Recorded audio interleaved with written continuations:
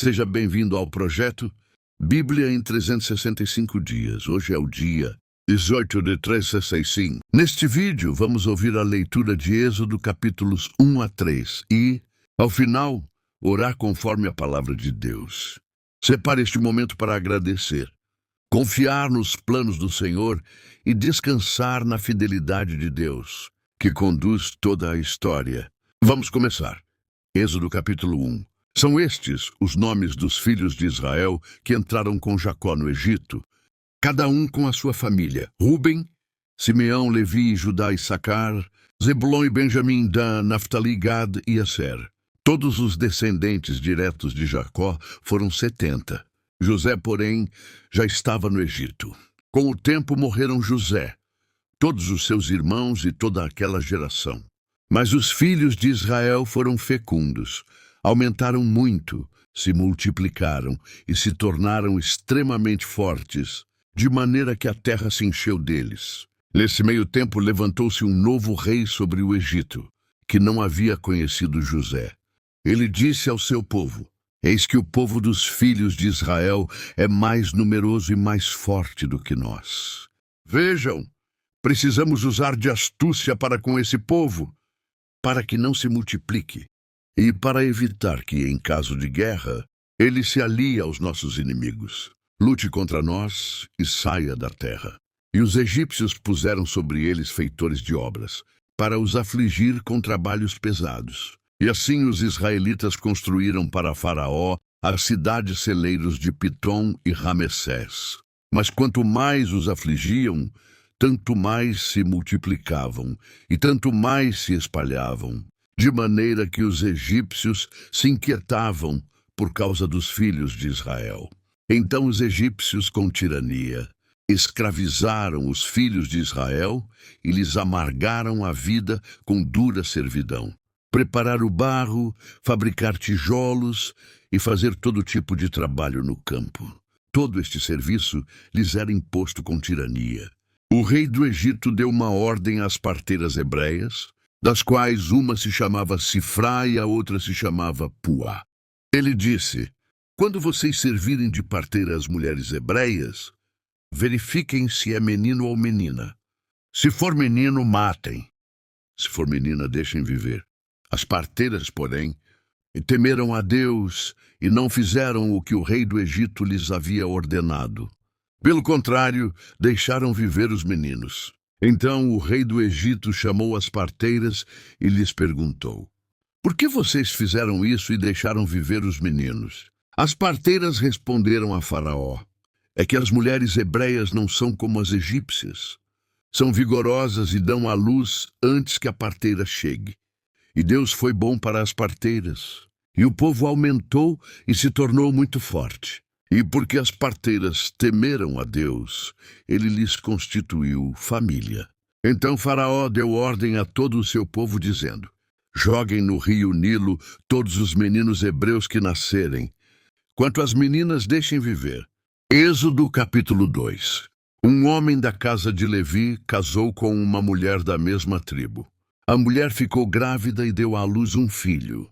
Vendo que o menino era bonito, escondeu-o durante 3 meses. Não podendo, porém, escondê-lo por mais tempo, pegou um cesto de junco, tapou os buracos com betume e piche, e pondo nele o menino, largou o cesto no meio dos juncos à beira do rio.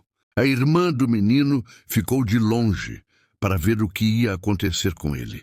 A filha de Faraó desceu para se banhar no rio, e as moças que tinham vindo com ela passeavam pela margem. Quando ela viu o cesto no meio dos juncos, mandou que uma das criadas fosse buscá-lo. Abrindo o cesto, viu a criança, e eis que o menino chorava. Ela teve compaixão dele e disse: este é um menino dos hebreus. Então a irmã do menino perguntou à filha de Faraó: quer que eu vá chamar uma das hebreias, para que sirva de ama, e crie esta criança para a senhora? A filha de Faraó respondeu: vá. A moça foi e chamou a mãe do menino. Então a filha de Faraó disse à mulher: leve este menino e amamente-o para mim. Eu darei um salário para você. A mulher pegou o menino e o criou. Quando o menino já era grande, ela o levou à filha de Faraó, da qual ele passou a ser filho. Esta lhe deu o nome de Moisés e disse: porque das águas o tirei. Naqueles dias, sendo Moisés já homem feito, saiu para visitar os seus irmãos e viu o trabalho pesado que faziam. Viu também que certo egípcio espancava um hebreu, um do seu povo. Olhou para todos os lados e, vendo que não havia ali ninguém, matou o egípcio e escondeu o corpo na areia. Moisés saiu no dia seguinte, e eis que 2 hebreus estavam brigando. Então perguntou ao culpado: por que você está espancando o seu próximo? O homem respondeu: quem pôs você por príncipe e juiz sobre nós? Está querendo me matar como matou aquele egípcio? Moisés ficou com medo e pensou: com certeza já descobriram o que eu fiz. Informado desse caso, Faraó quis matar Moisés. Porém Moisés fugiu da presença de Faraó e foi morar na terra de Midian. Chegando lá, sentou-se junto a um poço. O sacerdote de Midian tinha 7 filhas, as quais vieram tirar água e encheram-os bebedouros para dar de beber ao rebanho de seu pai. Então vieram os pastores e as expulsaram dali. Moisés, porém, se levantou e as defendeu e deu de beber ao rebanho. Quando elas voltaram para junto de Reuel, seu pai, este lhes perguntou: por que vocês vieram mais cedo hoje? Elas responderam: um egípcio nos livrou das mãos dos pastores, e ainda nos tirou água, e deu de beber ao rebanho. Então Reuel disse às filhas: e onde está ele? Por que vocês o deixaram lá? Chamem o homem para que venha comer conosco. Moisés consentiu em morar com aquele homem. E ele deu a Moisés sua filha Zípora, a qual deu à luz um filho, a quem Moisés deu o nome de Gerson, porque disse: sou peregrino em terra estranha. Decorridos muitos dias, o rei do Egito morreu. Os filhos de Israel gemiam por causa da sua escravidão. Eles clamaram, e o seu clamor chegou até Deus. Deus ouviu o gemido deles e lembrou-se da sua aliança com Abraão, com Isaque e com Jacó. E Deus viu os filhos de Israel e atentou para a situação deles. Êxodo capítulo 3. Moisés apacentava o rebanho de Jetro, o seu sogro sacerdote de Midian, e, levando o rebanho para o lado oeste do deserto, chegou a Horebe, o monte de Deus. Ali o anjo do Senhor lhe apareceu numa chama de fogo, no meio de uma sarça. Moisés olhou, e eis que a sarça estava em chamas, mas não se consumia. Então disse consigo mesmo: vou até lá para ver essa grande maravilha. Por que a sarça não se queima? Quando o Senhor viu que ele se aproximava para ver, Deus, do meio da sarça, o chamou e disse: Moisés, Moisés. Ele respondeu: eis-me aqui. Deus continuou: não se aproxime. Tire as sandálias dos pés, porque o lugar em que você está é terra santa.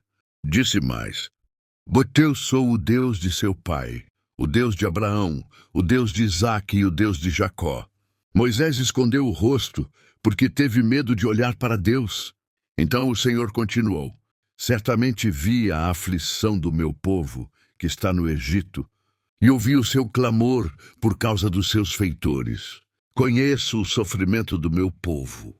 Por isso desci, a fim de livrá-lo das mãos dos egípcios, e para fazê-lo sair daquela terra, e levá-lo para uma terra boa e ampla, terra que mana leite e mel, o lugar do cananeu, do Eteu, do Amorreu, do Ferezeu, do Eveu e do Jebuseu. Pois o clamor dos filhos de Israel chegou até mim. E também vejo a opressão com que os egípcios os estão oprimindo. Agora venha, e eu o enviarei a Faraó, para que você tire do Egito o meu povo, os filhos de Israel.